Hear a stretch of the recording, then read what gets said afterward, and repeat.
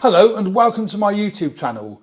Regular viewers will know I review many photographic, audio and video related products. Well, today isn't a review and I laugh because it isn't a review really. I'm here with Joe, who's a local wedding photographer. I say local, he's actually a talented and a very modest pro wedding photographer, but although you're based in Swindon, you actually cover country and you've been overseas as well with your work, haven't you? So it's not just local, but he likes me to say he's a local wedding photographer, so I've said it, and there we go. Now, we're here just really talking about geeky stuff, camera stuff. You're more of an artist rather than a geek, I would say, wouldn't you? Would you not sort of concur with that? Or yeah, I would concur a little, but then I would also say I think I'm 50-50. Right.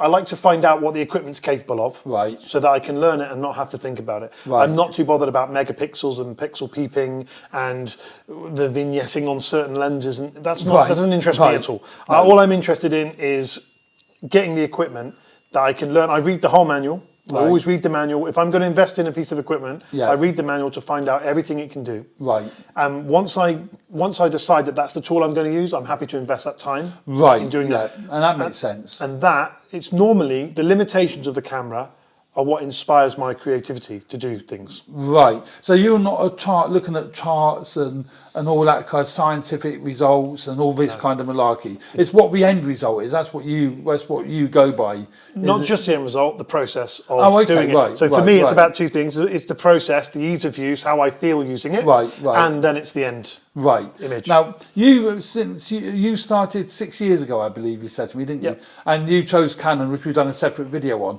But here today, you've got your Canon 5D Mark III, I think that is, isn't it? Yeah, so here I've got the Canon 5D Mark III. It's got the 24-105 f4 lens on it. This is my workhorse lens. I use this at every single wedding without fail. It's pretty much one of the only lenses I use on this camera the whole day. I use two lenses on this camera. This is one of them. Unless I need to go wider than 24, I don't take this lens off this camera. I can shoot a whole wedding day. If you were to stick me up at knife point or gun point before the wedding and said, we're taking all your gear, but because you're shooting a wedding, we'll let you take one camera and one lens, that would be what I would take. I would say, thanks, and I would just grab this and I would go and shoot the whole wedding, and I'd be able to do a good enough job with just this one camera and one lens and a flash in my back pocket, for when needed. Yeah, very good, right. But this is a DSLR and it's got a mirror box inside. Can I take this off without, is that right? Yeah. So that's got a mirror box, not that anyone will see that, but you can kind of see there's a mirror box inside that body, and it's a DSLR, which makes it a hell of a weight. On the table here, we've also got Joe's Fuji X-T3. Actually, that's I'd forgotten how heavy that is. That's surprisingly hefty, but there's no, it goes the other way. There's no mirror box in the mirrorless. So you see the sensor straight down, is exposed to light. Now, you're actually introducing mirrorless into your workflow, or have you bought the X-T3 just to sort of, I won't say play with because it's too expensive to play with, but do you see mirrorless playing a role in your future work or current work? I do, Bob, but to me there's a learning curve with everything, and I don't have to think about using this camera. This camera is just a tool, and I don't have to think any situation I'm thrown into, boom. I can use this camera to sort out. I don't know this camera as well. I haven't finished reading the manual on this camera. I haven't got to the lengths that I need to go to. I haven't met anyone who reads manuals. I don't think I've ever read a manual. You have now. Well, a good tip I got from a great wedding photographer called Jerry Guionis is to put the manual by the toilet. And every time you go to the toilet, just sit there and read a page or two of your manual. Yeah. Awesome. So there you go. That's a tip for you. I love this camera. I just think they're amazing. I love the Sony A7 Mark III when I borrowed that off you. I just love the focus, the ease of use, the flip screen. I just love everything about it. The weight is really good. The focus is the main thing for me, though. I shoot differently with mirrorless cameras than I shoot with my DSLR. Right. I always use the screen with mirrorless. I never use the viewfinder. The reason why I like to use the screen is because what you're doing is you're just previewing the shot before you take it. So the normal process with a DSLR, you can use live view on a DSLR. I know on my Canons do it, but it's just way more intuitive to see, instead of taking the photo, looking at it, and then deciding that something may be wrong with it, and then going back and then taking the photo again. Yeah. You're looking at the photo, and before you press the shutter, you see what is wrong, something is in the composition or the exposure's off, or you do those settings first, and then you can capture the moment, and then you don't need to look at it anymore. Because you saw it before you took the picture. I mean, for me, I'm a big mirrorless fan, right? And there's many reasons. I do predominantly video as opposed to stills. I do go out with me missus and take stills, and with my brother, but I do really, really enjoy that. But one thing I love about mirrorless, what you see is what you get, as long as you've got the settings right. So whether you're looking through the viewfinder or looking at the monitor, so you can see it's overexposed, you can see it's underexposed. For mirrorless, that alone is a fantastic thing for me. And the weight of mirrorless video, there's many advantages when you're doing video with mirrorless. With the DSLRs, you got to put it into live view mode. I think they call it, in the live view mode. Then the focus points are different. With mirrorless, they can put the phase detect points on the sensor, so you can get your eye detect. See, with me, because I've got crap eyes, I need really good autofocus. So, there's so many advantages. But I understand also from a workflow point of view and, getting the job done, those cameras there, do really well for you, don't they? They do the job. Yeah. And that's the difference. I think I mentioned to you before about the screwdriver or the drill. Indeed. Yeah. It's the process of the photography that I enjoy. Right. So if I was going to, let's just say I was going to go and shoot something for just a project that I want to do for myself, not work. Yeah. Mirrorless every time. Oh, really? The weight, the ease of use, the enjoyment of using it. Now, but when it comes to doing a high pressure job where the bride and the bride's dad are going to be walking down the aisle and you cannot recreate that shot. No, you can't recreate it. Yeah. I need something that I just know. I can't trust the camera to go on that face and not jump to another face. When I shoot DSLR, I tell the camera what to do. When I shoot mirrorless, I let the camera tell me that the focus is right, that this is right, that that's right. I let it tell me, and I'm impressed that every time I shoot at 1.2 on this 56mm, right, 1.2 lens, I shoot 1.2 of my child, one of my children, and I shoot it and I zoom in quickly, and it's absolutely tack sharp on the eyeball. Every time I do it, it's just I'm not talking about them running around. I'm not about they're sat down or they're just looking at me or we're doing something, and I just take a test shot in certain light. Every time, it never fails me. Right. It's on the top, but I'm trusting the camera to do that. If I was shooting my DSLR with an 85mm on my Mark IV, I would have to shoot it at 1.8, check it, kind of in focus, check it again. But at least I know if the mistake is made, it's me making the mistake. Keep going. No, keep talking. There's a lot of mirrorless cameras now. I mean, you've got on the table here. Is that it? Yep. Yeah. You've got on the table here the Canon M3. It's quite an old camera now, but you're loving it. I mean, look at the size of that. That is just awesome, isn't it? It is great. And I'm loving this for lots of different reasons. Vlogging. Well, I'm loving this for lots of different reasons. I don't vlog, but although I might be starting a vlog. So the reason why I love this camera, right, is because it's Canon. And this particular camera with this setup, it's just so easy. The autofocus isn't great. The face detection, it kind of does the job. It's a little bit rough around the edges, but that's what I like about it.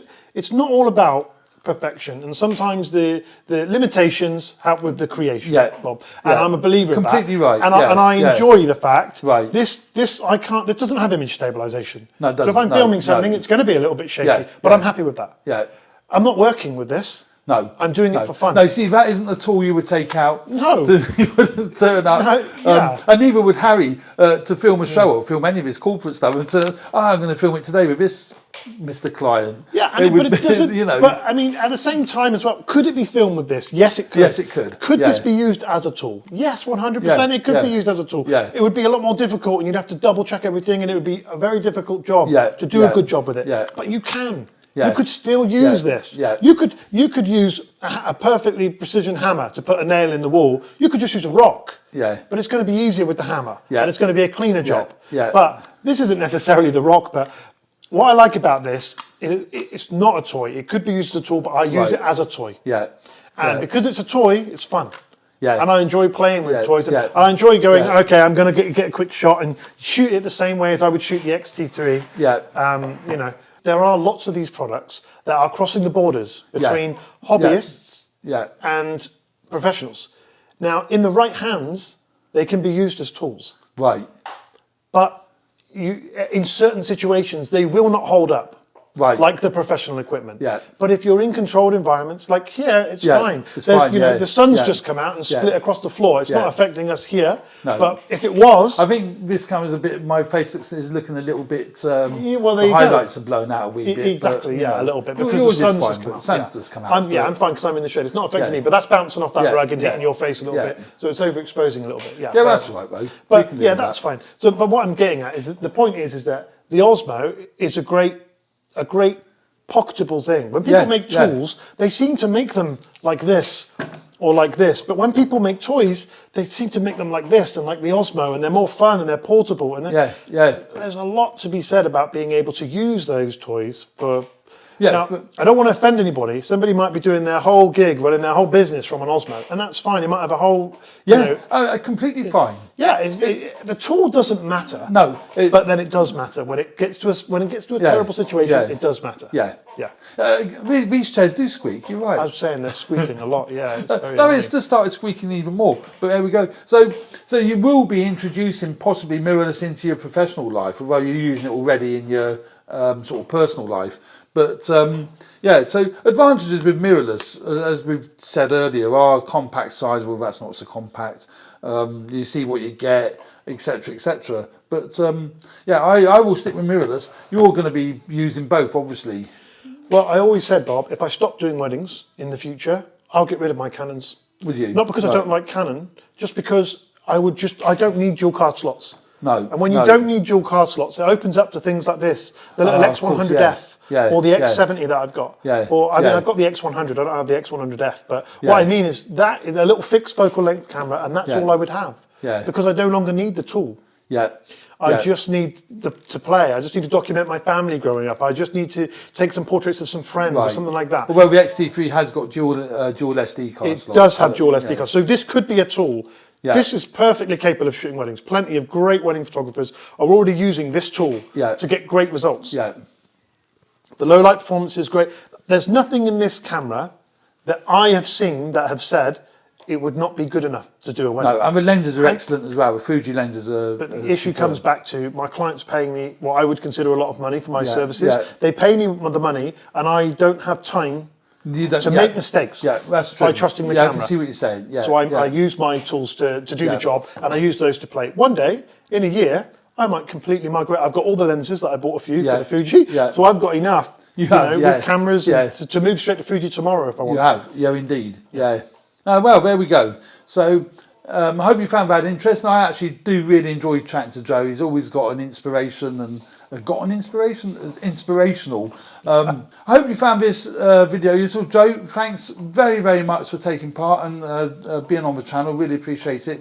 I want to do more collaborative work with you, and that'd be really exciting. Maybe get out and about and doing things. So thanks very much for watching. Hope you found this video of use. And if you did, please hit the like button. If you do like the channel, please subscribe. If you haven't already done so, that does mean a lot and it helps me grow the channel. So thanks very much for watching, and stay tuned for more videos relating to video photography and a wee bit of audio. Thanks very much. See you soon. Bye. What is that noise, Bob? I don't know. Stop. It's not that. There's like a... Is it the table? I thought it was your leg bouncing against a table or something, or... No. It was It was like... Was there? I didn't hear that. Anyway, he'll be all right. That's all right on the night.